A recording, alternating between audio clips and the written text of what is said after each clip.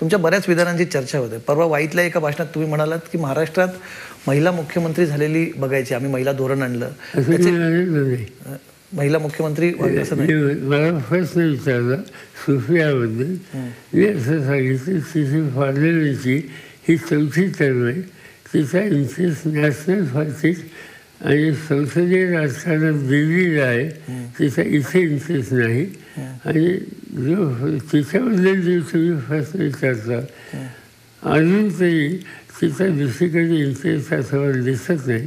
ती लोकसभेत रमते आणि नातून की लोकसभेमध्ये नियमित हजेरी असणाऱ्या सदस्यांच्या यादीत तिचं नाव पहिलं दुसरं आहे आणि तिचा अटेंडन्स हा 92-93% असतो. विधानच्या निवडणुकीसाठी जे मॅक्झिमम नंबरचे सदस्य आहेत त्याच्यात ती असते. त्यामुळे तिचं मुख्यमंत्री पण डोक्यात आहे असं मला दिसत नाही.